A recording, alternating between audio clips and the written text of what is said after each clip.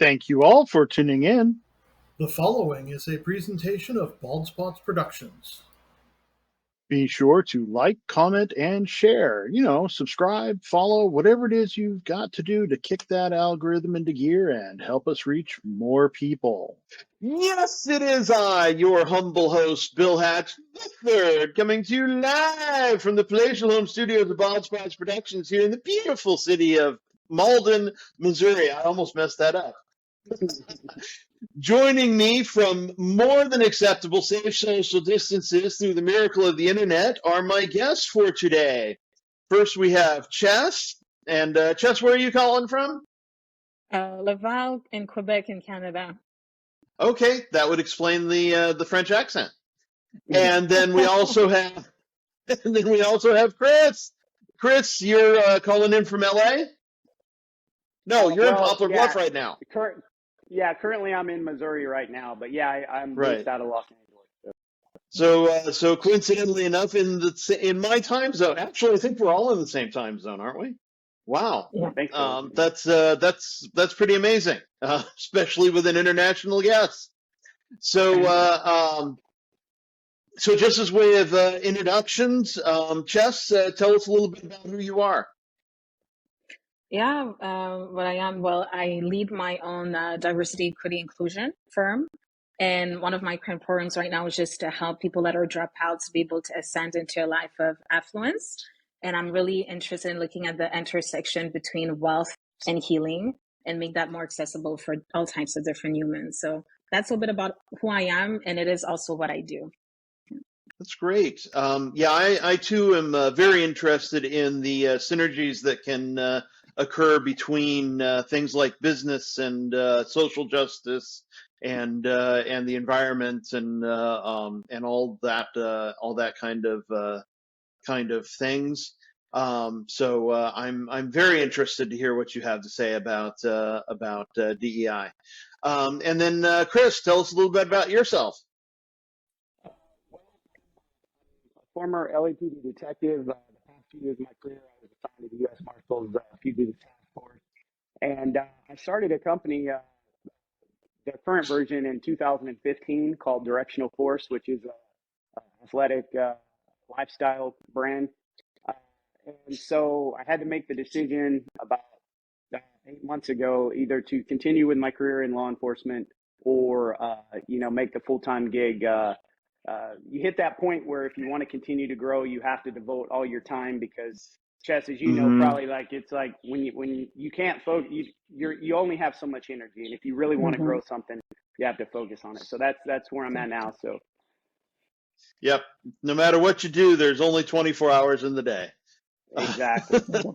Actually, that's not entirely true. It's 24 and a quarter hours or something like that. That's why we get an extra day every 4 years. Exactly. Although I have worked on an idea for extending out the day, but that involves moving the moon, and that takes a lot of energy. Yeah. So normally I start the show off with the same question, and that is, what are you reading? So Chris, this time we'll start off with you. What are you reading right now? Think and Grow Rich by Joseph Murphy. Okay. Yeah. Okay. The Joseph Murphy Think and Grow Rich. Yeah, he Think Yourself Rich is actually the name of the book. Think and Grow Rich. Think Yourself Rich. Hill, oh, okay. Yeah, I was going to say. Same school of thought. Like he was you could tell he was a disciple of Napoleon Hill. He just came along in the 60s and 70s. So. Okay, great. And Chess, what about you? Yeah, my answer is a bit weird. So I'm reading two things: my dictionaries in Haitian Creole, because that's part of my research and my work in diversity. Okay. And also Speak Your Way to Cash from Ashley Kirkwood, because I'm just like branching off into conference speaking more seriously. Yeah. Oh, nice. Nice. Yeah. That's wonderful.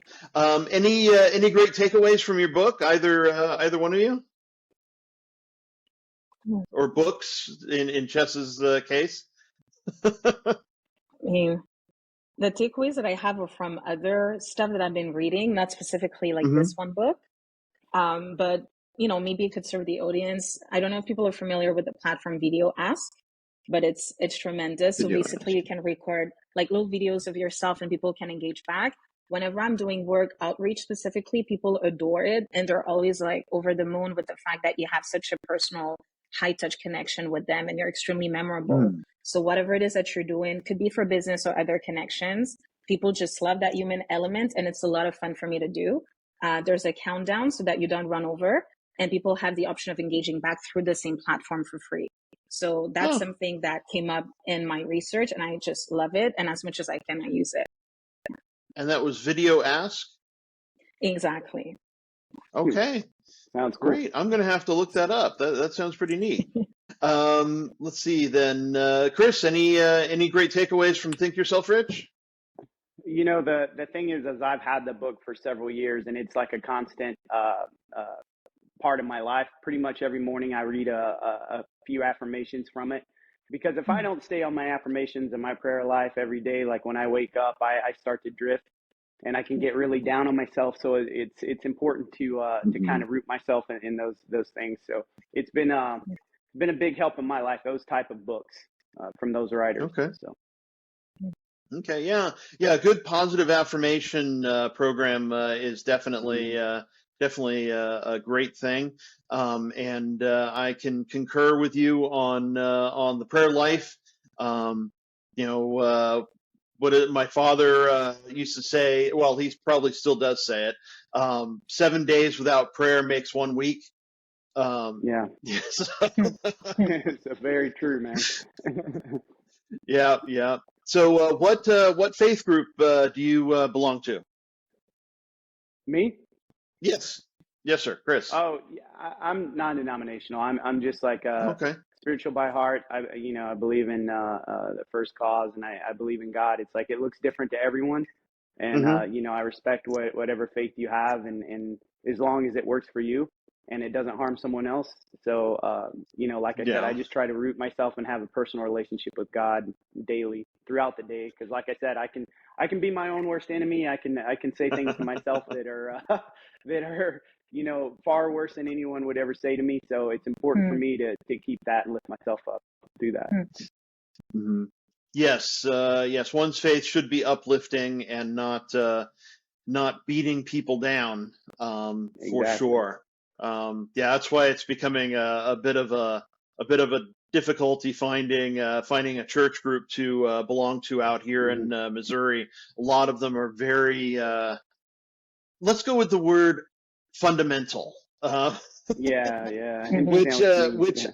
I hate that those groups have taken the fundamentalist charge, because I believe in the Yeah. Bible and I believe in the fundamentals of the Bible. But if I call myself a fundamentalist, then that's a completely different thing.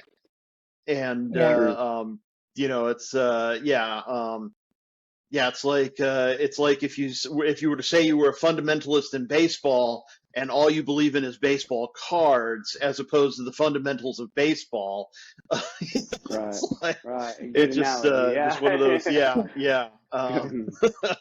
But we'll get there. We'll find something. I actually moved out here with a friend of mine. His wife, before she passed away, was my best friend, and we originally met in an American Baptist church, which is the faith group of my ancestors, if you will. I was even right before we moved, I was actually going to a Spanish-speaking American Baptist church, which is funny because I don't speak Spanish, not much anyway. Un poco. Language has definitely not been my forte. But yeah, and so definitely, which American Baptist, for those who are unfamiliar, is kind of a middle of the road. General Protestant is what the military refers to us as, which kind of lumps us in with a whole bunch of other people. And so yeah, but yeah, I believe in love, and I believe in Jesus as the Son of God, and I believe that everyone has a chance to get to heaven, and we just have to live this life in the way we were meant to, which is to help one another. And wanted to get to Chess. Okay, first off, you are in Quebec, Yeah. so I'm assuming you speak French as well as English, or at least Canadian French.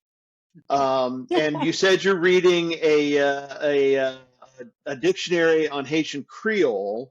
So how many languages do you speak? 5, and I learned a 5. couple others. Yeah. Whoa. Okay. Yeah. Okay. What are the 5 languages? So Haitian Creole, French, English, Spanish, Italian, and I've Okay. dabbled a little bit. I've done some German and Modern Standard Arabic, that's was her, and I have a couple others that I'm gonna learn for next year because it's aligned also with Wow. my diversity goals, and I'm really embedded in culture, as you can tell. And Hmm. I grew up in a very multicultural household. I didn't understand Spanish at the time growing up, but I was used to not understanding a lot of things, like linguistically. It was just cool to be, and we would find ways to communicate and we'll understand each other. And I guess it just sat with me in my life and in my career. And I find that it helps bring a lot of universal truths to more humans because we literally speak the same language on top of sharing a lot of other faith and beliefs, about the world. Yeah. Sure. Well, language isn't something that's in my wheelhouse. Definitely love learning other cultures. I grew up Yeah. in a military family, and so we were always exposed to other cultures. Lived in Japan, for Okinawa, Japan, to be specific, for about a year, and learned a lot when I was over there in that culture. And then I was married to a Filipino woman for about 5 years, so I learned a lot about Filipino culture and and history. But yeah, and then of course living in Southern California, as Chris knows, you can't go very far without meeting another culture.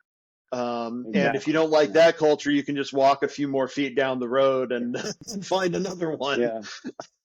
Melting pot. So Man. Yeah. yeah. A melting pot and not a melting pot. Because people find ways to keep not just. Oops, sorry, my laptop's shifting. I'm going to become a talking head.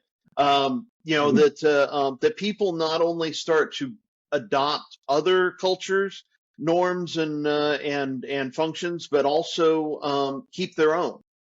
You find a way to keep what makes you unique.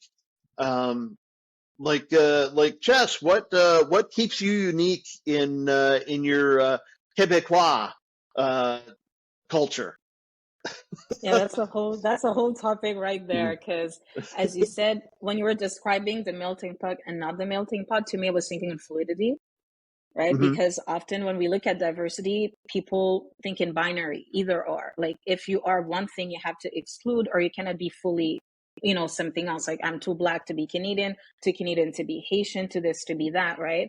So for Right. me, I feel the gift of my multicultural experience is that, you draw, as you've experienced yourself, but like you draw from a beautiful things and ideologies, and then you find also commonalities across the board. And for me, for example, my parents are Haitians or political refugees who came here, and we had a lot of that culture at home. And also the fact that what led them to the country was going through Dominican Republic. We also had that side of the family. And then, as with a lot of immigrant stories, the family is all over the map, So we always had a representation of culture. Like some of my cousins or friends, they moved through Latin America to come here, or they went through Brazil. So they speak Portuguese, I speak Spanish, So growing up, I think it was just such a beautiful gift.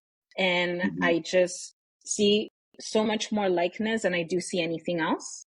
And at the point that I'm at right now, I look at the work that I do, my contributions, how I want to impact, and I use what I know about those cultures to bring better quality access to education, resources, training, and things of that nature, because I know the mentality and I know that we're not treated equally in this world. So I can have lesser access or bigger access. But it's definitely been a journey because not everybody is accepting of you. Not everybody understands how you can be so fluid in your identity. And some people feel threatened, or they just don't understand, or they have judgment, right? So for me, all the culminations of those experiences has led me to a place where now I'm very secure in how fluid I am. And I don't do labels, be it in my spirituality, work, or otherwise. But I just see it as such a tremendous gift to be able to travel by staying in my home country or in my home city, because it's so diverse.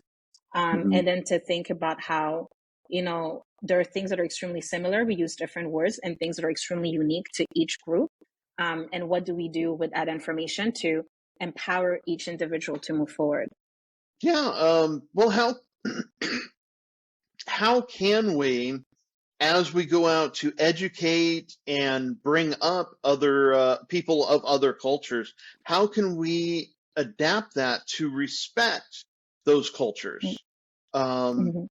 To bring a Western education to, or first world, if you will, although I kind of don't like that term too much. It was originally an economic term, or not economic. It was originally a cultural term, not an economic term. In that Western cultures were referred to as first world, and so on and so forth, as you get to less and less civilized societies. Mm-hmm. So kind of a racist term to begin with, but people now Pretty kind of much. understand it in an economic kind of way. Mm-hmm. But so how as you bring a Canadian U.S. education to Haiti, how do you respect their cultural norms in that education? Yeah, well, for me in my work, for example, is I also challenge the Canadian norm, because Hmm. because it's easy to be inured to what we're already comfortable with, and we treat that as a standard of comparison for all other cultures or education system. But it's also very systemically flawed, right? So for me, the way that I do my analysis is I'm looking at impact. There's a lot of theories. Like when we go to school, we become often theorists, but not practitioners. But the marketplace is going to reward you on your ability to perform, not reflect. So we already have that issue with academia out of its own, right? And it's well documented that the academy is not necessarily the hub for entrepreneurship. It's not necessarily the hub for people that are going to be impact making, but it's where a lot of theoretical, exercise goes and happen. So even the Canadian model I challenge, and I look at, if we really want results, how can I give the best value to a human who wants to be educated without all the fluff and the theory, but I give them something that's actually actionable and transformational. So I start there. And when you add other cultures into the mix, is I look at how you can bring your full self without having to sell out or whitewash yourself to have access to that, right? So for me, it's also syncretism. In the same way that I live other parts of my life, like my culture, my languages, it's always an integration, it's fluidity. You don't have to choose one over the other. Like for me, for example, I'm looking at how can I be more impactful to my community using the information level of access that I have here. So the language that I use, my references, my vocabulary, it's going to be from Haiti, let's say, if that's the community I'm working with. But the logic of how do you become efficient, that's universal. And at the end of the day, the best education is specific. If you're too theoric or generic, you lose your ability to be impactful. So what I do with each community, I look at what's your bottom line of impact and profit. Like, what do you want to achieve? And out of that context, it becomes very self-evident the best tools that we can have, and I remove the fluff. And then again, the reference, the language, the packaging, all of that is going to be culture. But I find that that's the model that is works well for me, and it kind of destroys the narrative that the best education comes from the West to other territories. It's not accurate, right? And at the end of the day, there are a lot of issues in a lot of educational systems, period. So when we challenge that, we improve that, and then we make it inclusive of culture. Okay. And Chris, how do you impact people with directional force? Well, it's totally on the other sphere. It's a lifestyle company. So Hmm. I'm a firm believer in one of our core values is just the culture of perseverance, which uh, is just that stick to itiveness. And it doesn't matter where you come from or where you're from. that as long as you persevere, you can achieve some amazing things on this plane of existence. And so that's kind of the message, that the core ethos that I try to resonate with the people of our community. But your work is very admirable, Chess. I admire what you're Thank you. doing, and Thank you. people like you change the world. People like me, we put sweatpants on people. So Hey, believe me, as someone who is out of shape, I can appreciate that too. Yeah, yeah, I've destroyed my knees and my lower back, and that's had quite an impact on my physique.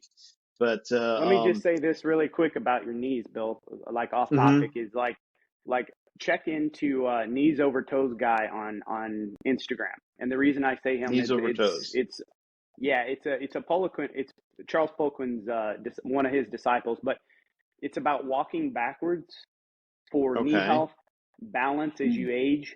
It's very, very Hmm. important. And walking backwards will do some amazing things for your knees, the muscles around your knees, the supporting tendons and tissues. And Interesting. like if you look at like tribes in Africa, when they have a tremendous jumping ability, their Hmm. knees are always over their toes. It's like a lightning bolt. So if you take Okay. that, we were taught as Americans, like, don't squat with your knees over your toes. Your knees should never cross over your toes, which is completely wrong. And so, like I said, if you look at the best jumpers in the world, they're spring loaded. Their knees are always over their toes. But as just normal people, Hmm. you can get some really, really good benefits from walking backwards, from training backwards. So check it out. Yeah. Okay. Knees over toes. I'll have to. Hmm. Wow, we're having a lot of stuff I'm going to have to check out. We got. Yeah. Wait a minute. Voice ask. A video Yeah. ask. Yes. Video ask. Video ask. Mm-hmm. Uh-oh. Uh-oh. Let me write it down Sure. so I don't forget it again. Video ask and knees over toes. Hmm. Okay. I wrote it down. Won't forget now. As long as I don't lose that piece of Awesome. paper. Um, let's see what else. Yeah. Well, Chris, how was it that you started working towards directional force? What got you into the idea of a lifestyle brand? Well, I actually started. I invented some innovations for football helmets, for sports safety and football helmets, because of Okay. a lot of injuries that are head injuries that are occurring. So Mhm. I applied for my first patent in 2010, and to date I have 6 patents, and a couple of them are in Canada there because we're trying to like hem up North America, if you will. So that's kind of how I got started, and then it kind of just grew into international lifestyle brand that's continuing to grow. We manufacture over 300 items right now, so we produce manufacture in 6 countries. So just trying to and I don't have a business background, I don't have a business education, so every day is a learning experience for me, and just continuing to grow, and having the faith and the perseverance, like I said, to stick through the tough times, and try to have a positive impact, and give back as we go along. So Okay. What are some of the ways that you give to the community? Now, since you mention it. yeah, so with the withdrawal in Afghanistan, there was a Mhm. huge humanitarian crisis that took Yeah. place. Um, we work with a group called Save Our Allies, which is actually in Ukraine now too. Mhm. It was formed by a lot of tier one operators, like former Green Berets and Navy SEALs that Okay. had in country experience, that were able to physically remove a lot of families from Afghanistan, Mhm. because there were babies being thrown over barbed wire fences at the airport. It was a really, really Wow. bad situation that the news didn't really cover properly. Mm-hmm. But Yeah. uh, so that left a huge hole like I said, in humanitarian needs there in Afghanistan. So it was kind of weird, because I would so when I joined forces with Save Our Allies, I would get these DMs on Instagram of families who were sending me their passports, pictures of their passports, and begging me to help get them out because they were marked by the Taliban. And Wow. interesting story. One guy, because I work and sponsor with a lot of professional athletes, MMA athletes, UFC athletes, Hmm. NFL players, but I also work with an organization there in Canada, a MMA organization called BTC, which is over in Toronto, in Burlington, and um, so I was getting this DM from this promoter, MMA promoter in Kabul, Afghanistan, and he said, "Hey, the Taliban has me, my daughters, my wife, all of my team marked for death. Can you help us get out?" Now that's Wow. you're talking like almost 30 people, and Hmm. it was all we can do is try to move them to the top of the list, and because these people have to be double vetted by the U.S. State Department, they have to be vetted by Save Our Right. Allies, and then they're sent to Dubai. So thank God, Dana White and some other folks from the UFC were able to charter a plane and get his whole team out. And he spent the past year and a half in roughly a year and a half in Dubai in pretty much what a prison camp, because while these people are being Wow. vetted, they won't let them out. He has a sick Right. child that's dying in the hospital. He gets out 2 hours a day. He just got to Toronto. Just got placed in Toronto, so it's kind of he's really happy. It's really cool. His newborn, his 9-month-old baby's in the hospital there in Toronto. So hopefully he's able to continue to grow and become productive Canadian citizen, which I know he will, because he's just an amazing person that's overcome quite a bit to get his family there. Mhm. Wow. Yeah, I've received I've had a couple of survivors on the people who have traveled from some war-torn country or another, to make their way to a peaceful land and make a life for themselves. Mm-hmm. Actually, if any of our viewers want to see one of those, I did a one-to-one interview with a gentleman named Tony Salimi, and he's out of London now in England, and he told the story of going from traveling from Macedonia during their civil war, as a kid, and ending up in England with nothing but a couple bucks in his pocket, and the Mm-hmm. clothes on his back, and those are and becoming what he's become, a world renowned life coach, and just the stories like that of people who've come out of whatever, like your own family, Chess, coming Mhm. from being political refugees. I'm sure they would understand things that I just don't, because I've never been in such a position. Mhm. And Mm-hmm. so yeah, definitely some wonderful people yeah end up surviving those kinds of traumas, Mhm. and becoming incredibly productive people. Um, so let's see. So what else should we talk about? You two haven't really talked to each other yet. You got any questions for each other? Chaz, you got any questions for me?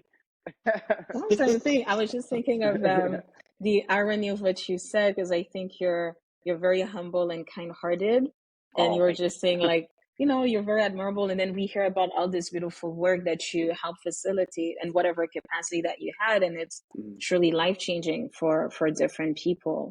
And even before, where you were talking about your lifestyle brand, I was just thinking how too often that's a luxury for a lot of us to be healthy, right? And then you Mhm. factor in all the intersections of your background and generational trauma and all of that. And in my work too, it's something that I'm very inspired by, because when you have so much to overcome, survival feels like the same grail. Like that's all you're going to Mm-hmm. get is just survive. But Mm-hmm. beyond that, like true equity on earth is to be able to afford health where it's not a luxury, Mm-hmm. right? And I feel that that's Mm-hmm. also another part of your work that really ties in with a lot of needs that we have. And maybe you wouldn't have articulated it this way, but I just felt like you were downplaying yourself a little bit too much. Oh And when you no. shared that Oh. story, I was like, that's really beautiful. Oh, Yeah. well, thank you. I'm a firm believer in how you live your life on this plane is like there to something you said earlier. There it is an unfair world, and there the sometimes shortages and other things are man-made, as we all know, and poverty. People are kept in poverty for greed, Hmm. nothing else other than greed. So I try to live my life like the more success that I can achieve, the more I want to do. And like I said, I don't like to go around, toting the flag of what I do, but like I want to impact people's lives. I want to uh, help them cultivate everything from a healthy mind and body to more wealth and success in their life. And then in turn, they turn around and they help people. And it's just the power of the network. And that's one of the things that's cool about social media. If there's a particular issue, like, you can take your 5 followers or your 50,000 followers and combine that to focus on a certain issue. And that's what's really cool. So we're able to do that with certain things also, and kind of help muster the troops there to focus on specific issues at a time. But I admire your work, and I thank you for the kind words there. Thank you. Well, I had a couple of different thoughts, and one of them was if hurt people can will help people. And Yeah. I think to some extent that's probably true. And what's been your experience, both of you, with that? Do people who've been helped out of whatever negative situation they're in, do they tend to help more people? Does it Yeah, I mean, does it carry on? yeah, just I'm happy to pitch, and I feel it's a big question, right? And something that got to my mind was the individual success stories that happen a lot in disenfranchised communities, right? So for one Oprah, how many do we have other humans? Or for one Barack Obama, how do we have? So I find what's interesting and what we're discussing is we have success stories and we have people that help others on a scale, but we haven't had necessarily like a system for collective success, right? And it goes back also to a lot of systemic obstacles. If it took you this much to make it on your own, with all the level of support that it took, it can feel very exhausting and alienating to replicate that to somebody else. And sometimes, even though we've lived it, we don't know how to explain it. We don't know how to share it. We don't know how to educate it, right? So that's why I feel in the world that we're in, there's so many obstacles. And a lot of people are just fighting to stay alive. So where are you going to find the time and the stamina to be able to project, extrapolate from your story something bigger that can benefit communities? And that's why I've noticed a lot in my work that we have the one for the many, the one example, the one Oprah, the one success stories. So for sure, how people can help. But I think beyond that scope is we need to be healthy and safe enough that survival is not our minimum. And then whatever outcome of empowerment we're able to generate, it's going to be amplified. And to your point, Chris, like for me, I know I'm extremely privileged with all of my realities and my background. I have incredible privilege, and I don't want it to be for nothing. Like it's completely useless if it's not in service of something that should exist when I'm not. Like my coach used to say, your job is to make yourself as quickly obsolete. If I'm needed tomorrow for the same thing, I failed, right? So I need to That's be a good needed. point. Yeah. You know what I mean? Like either I'm Yeah. needed not at all, ideally, or in a different way and or in a lesser capacity. But I shouldn't create a system where you still need me tomorrow and the day after for the same stuff. So I think what I'm looking at my work right now is to have, much like Chris was saying, like that ripple effect, but to be intentional about it. So how can it be that once you're on the other side of your journey of overcoming what you had to overcome, that there's something that we can leverage that's a very low ask and low effort from you, but it's going to empower many and hopefully millions beyond you. But to get that, it takes so much energy. Who has that time? And even if you do, who has that expertise? And if you do, who has those resources, right? So it's just like that piling effect of it takes a lot to create that, but once it's built, it's a system. And that's possible. And I think more folks are starting to have those conversations. And then beyond the conversation is implementation and results. Oh shoot. I had something I was gonna. To your point, Chess. I've actually I've taught in business in particular that you should make yourself indispensable but not irreplaceable. Because if you're irreplaceable, then you're not going to move up and do bigger and better things. If you're indispensable, that's great. That means you're needed. But irreplaceable means that you're not going anywhere from where you are right now. You have to always have someone trained to take your place, and have your systems and whatnot built up so that someone else can come in and take your place. I was working with a church a long time ago now that the church secretary had made herself irreplaceable, and she needed to be replaced. She had created a toxic environment, and so we had to go, once she was gone, we had to go in there and recreate everything from scratch, and so that someone else could come in and take that place, take that position, and be able to go with it, and then themselves become indispensable but not irreplaceable. And that took a lot of work. So yeah, make it so that you can be replaced. I mean, that's the greatest accomplishment just about anyone can do, because we're all afraid of being replaced. Someone could come in here and suddenly become host of this show. No, no. Let me just say let me just say one thing on the people helping people. Like, prior to joining the Los Angeles Police Department, I worked for a program called US Vets, and it was a program for homeless veterans. So we were trying to reduce recidivism by addressing job needs and housing needs. And 90% of the people in the program were African American. They were dual diagnosed with substance abuse issues, mental health issues. They were incarcerated. So you think about it, when they get out of prison and you're drug addicted, you don't have your mental health needs addressed, you don't have housing, you don't have any hope. It's dark days. So it was a really, really good program that was a public-private partnership between the U.S. government. President Clinton had some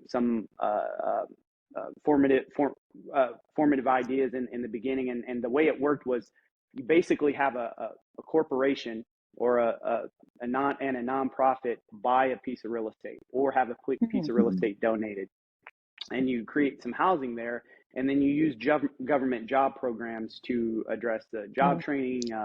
Then you have substance abuse counselors. And so you kind of build this community, and US Vets has grown into something pretty amazing. But what was really, really cool about that was that all the people I worked with, the majority of the people had been through the program themselves. And instead of going into the private sector or anything else, they chose to stay within that program or go to another program to help homeless people off the street.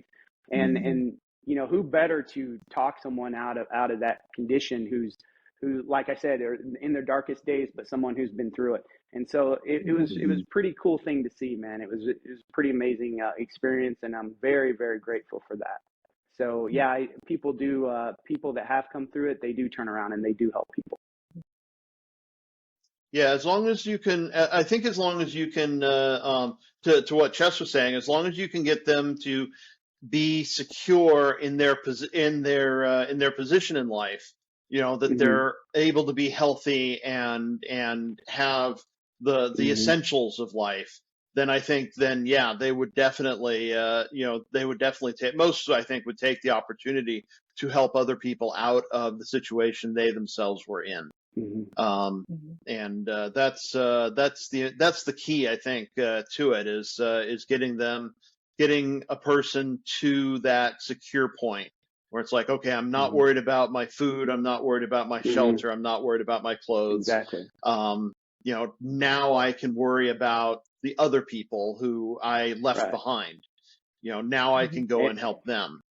And then multiply that on a worldwide level. You have some people that the majority of their day spent gathering water or just worried about the bare essentials. It's crazy, like the disparity of, and like I said, that's man-made. I don't believe with all the wealth that the majority of countries have that needs to be, that condition of life needs to exist anywhere. So That's what Mhm. people Yeah. like I know, like you, Chess, and God willing, like, as with a little bit of faith, if I continue to grow, that I'm going to have to, expand my network with people like you, Chess, so that we can try to address some of those issues, because I'm not an expert in them by far, but I would Mhm. like I said, use that power of the network as we continue to grow through conversations like this to focus on Mhm. things that need to be done. So, Yeah.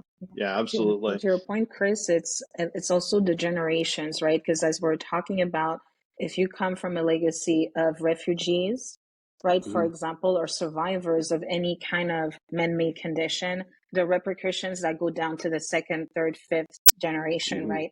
So it's also looking at impact and transformation empowerment as a continuum. A lot of initiatives are focused on right now, but they don't mhm, understand how that conveys across to your children's and your children's children. So when we mhm, have enough of space and agency to have that foresight, and then we can build systems, that's when we can truly have that maximized worldwide impact, but also with the mhm, sustainability, because the way you're parenting is different. And the story mhm, of your children is not going to be kind of a leftover story of yours that you've had because of where you come from, right? So mhm, as you said, that's the focus that I have. And in a lot of indigenous cultures, talk about the 7 generations. So we qualify sustainability impact 7 generations down the road, which is different that's from the awesome. Yeah. language that we have, right? Because then it changes Mhm. perspective. If I have to justify my work today based on the next 7 generations, it changes what matters, the priorities, and how we develop sustainability for it. That's awesome. Yeah. Mhm. Yeah. Well, there's a lot of those things that change from generation to generation. In my last church, which was primarily Spanish speaking, they were running across an issue where the second and third generation immigrant, from the immigrants, were no longer speaking Spanish as their primary language, Mhm, and Mhm. so they were trying to figure out, it's like, how do we adapt our programs to help people who aren't speaking the same language. mhm, How do we adapt our program into English, or our pastor had come from a church that did Spanish, Portuguese, and English all at once, Mhm. and so yeah, and that can definitely be a difficult thing for any kind of program when you start getting Yeah. into the nth generation. So yeah. So how do you Chess, how do you deal with that, with the multiples of generations with your work?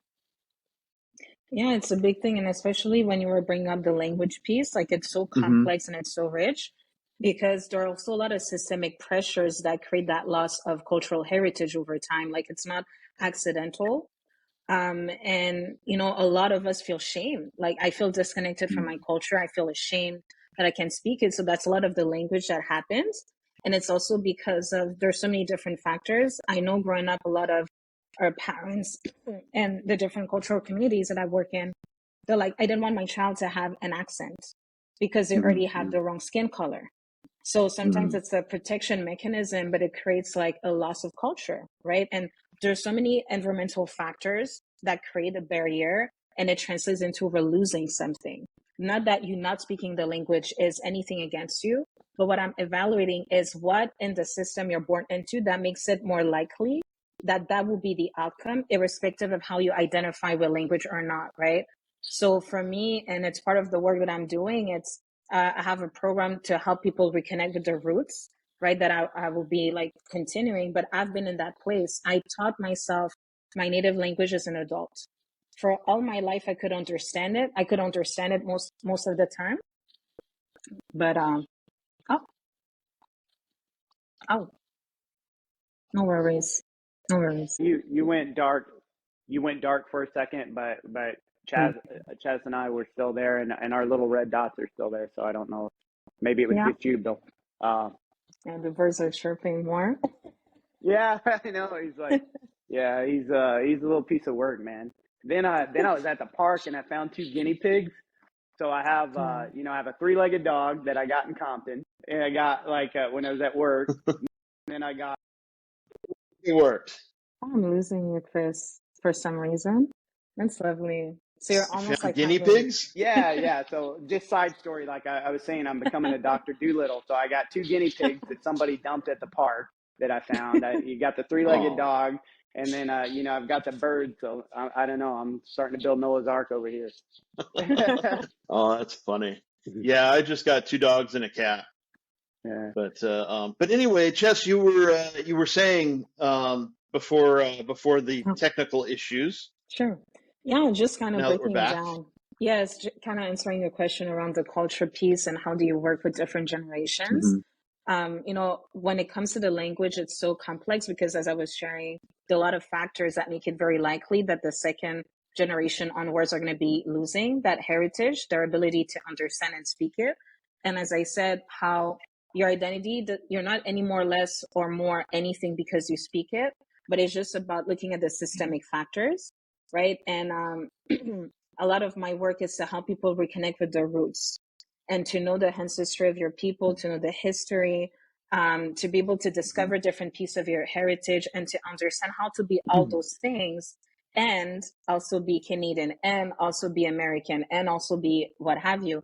And as I said, you don't have to choose, but a lot of people think in binaries. If I am this thing, how can I also be that? And a lot of my work is around making resources accessible to learn. Because even if you have access to materials, like you were saying, Bill, people think, oh, I'm just not a language person. So is that going to be the reason why you're not going to speak the language of your ancestors that you actually are dying to learn, but you don't have the right tools to do, right? So a lot of my work has been around that. And like you have seen this in community centers, in churches, the second generation, the language is a piece of it, but it's more like the mentality and the ideology, right? Because the parents, for example, were born and raised somewhere else, but I was born and raised here. So my understanding of, let's say, the Bible in this case, right, is different. My experience, my needs. So it's just about, again, fluidity. When we're rigid, there's always a binary and then there's always a choice. When you're fluid, you are truly inclusive and you have more understanding. So I love doing a lot of multi-generational work with the family. It's interesting to say the least. And then to also share that experience with other communities. It's so healing. And it's very beautiful. But yeah, it's a new framework, right? And for a lot of people, I think it's also like to look at your ego different and to be able to acclimate to there's more than one way to do the one thing. And it's not a matter of who's better or worse, but it's about, again, looking at syncretic, how we're coming together. So yeah, language is a beautiful way to do that. And it's also very healing. And I know that in some of my research, they talk about how when you speak the language of the ancestors, like there's a frequency in your body that's unlocked. And because you're making sounds that your body was making for millennials before you came onto this plane. So again, it's the nature of reconnection and healing. And it doesn't matter how fluent you are, it's really about reconnection. Okay. Okay.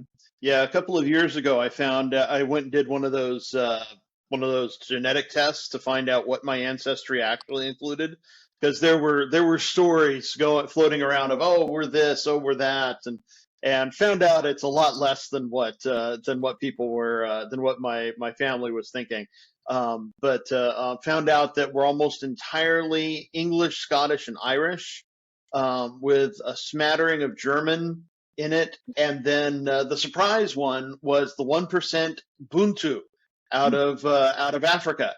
And yeah, so there is more to be discovered, but I did one of those. definitely I did one of those too, bro. yeah. I was pretty shocked too What because did you find?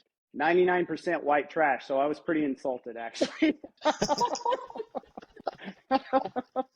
I was pissed. I wanted my money back, man.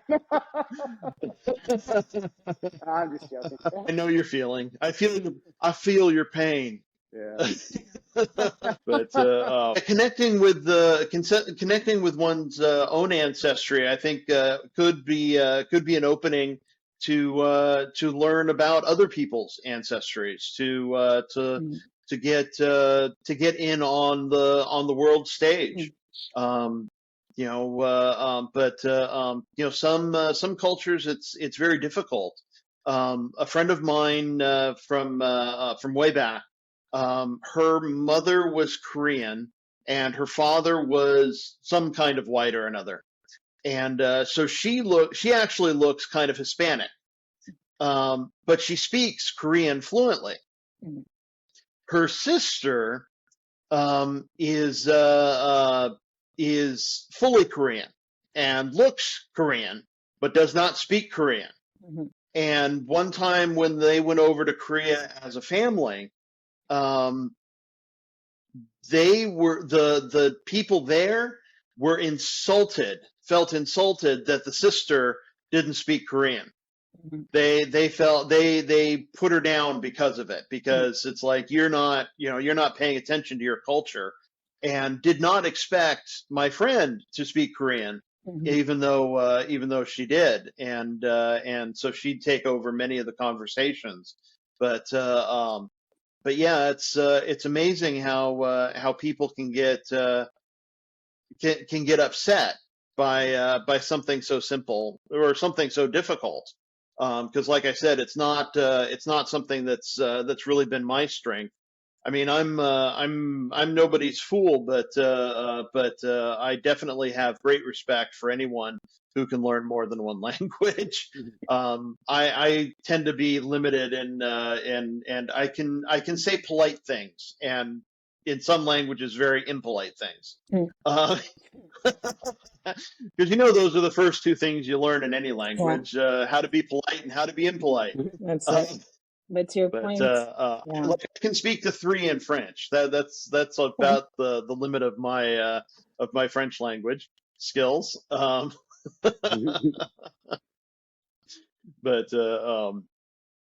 but yeah, I love learning about other cultures. I've been to the Far East. Um, having been to Japan, Korea, um, China, and the Philippines. Mhm. And the cultures there are just incredible. Um, and which is funny because I've never been to the homelands of my own culture. Mhm. I haven't been to the west of or to the east of the Atlantic. Mhm. Um, but yeah, it's the world's an amazing place, and I'd love to get there, Yeah. to the rest of it. And I was going to say too, as we were giving an example, just as a quick parenthesis, just because you're from the community doesn't mean that you're not going to be rejected. We talk about, Mhm. let's say, racism, but there's also internalized racism. Mhm. And even at the beginning, we talk about Mhm. fundamentalists that exist in all cultures, right? So a lot of folks that exist in between cultures, you get rejected from both sides. And the way that I Yeah. help I've had my own healing process is to understand out of their rejection what part of it is valid and what part of it isn't.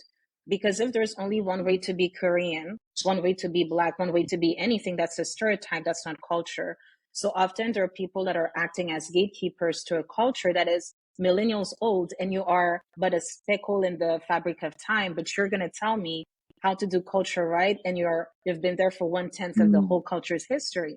So there's a lot of ego, there's a lot of fragility, there's a lot of internalized racism. Mhm. So that's why I'm always careful as to say that, who gets to tell me if I'm Black enough, if I'm Haitian enough, Mhm. like who's that person? I want to see that diploma, that Sure. certification, and who give it to you. And to be careful not to put culture in a box. Like those people are trying to put us in a box. Mhm. Culture and identity, it's a spectrum. There's one gazillion different ways to be all things. And not one of them is going to disqualify me from being whatever I need to be. Right. But again, when people don't have access to like that nuance and conversation, it's easy to feel like, well, you're not good enough. Or there are things that if you don't do, I'm going to take away your Black card. Or I'm going to take away your Latina card. Like there's no such thing. And when people Mhm. talk like that, whether or not they're from culture, it's part of the internalized racism. Being Black is not a vaccine against racism. I internalize it too, because from a young age, if you're told you're inferior, what do you think that does to a mind or to a self-esteem? You're going to be the first advocate against the Sure. liberation of somebody else, right? So language is not an exception to that, and race either as well. Absolutely. Yeah, I definitely appreciate you saying that. Um, yeah, we need to live in a world that's a little more accepting of each other. Mm-hmm. Whether it's the people who look like you or act like you, or the people who don't. Mm-hmm. Um, we need to reach out and make the world a little more unified. Because there's a lot of interesting stuff out there.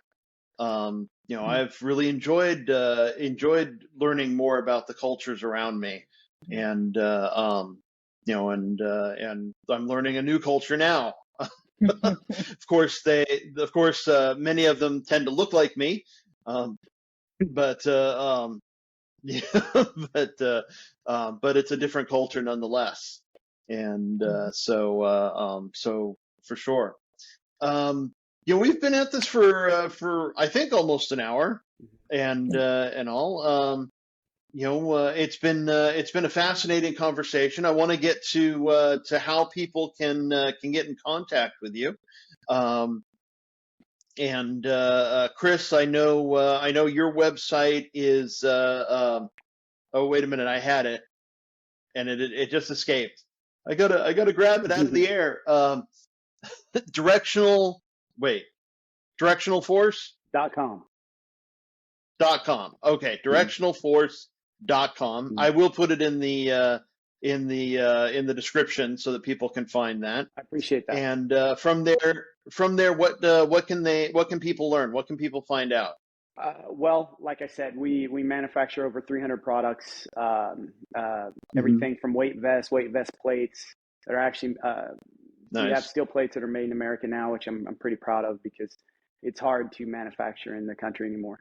And we also have an online magazine called the Force Multiplier Magazine, which has a lot of articles and contributing writers that are Olympic athletes that talk about the recovery and certain recipes. And so just little things, I hate to use the word, but hacks to try to improve your life. And, like I'm always down to learn something, like I was telling you about the knees over toes thing.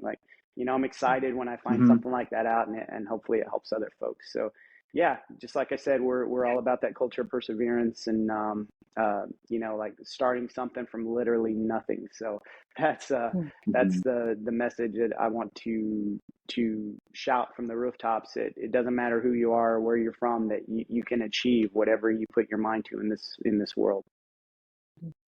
Okay, cool. So directionalforce.com.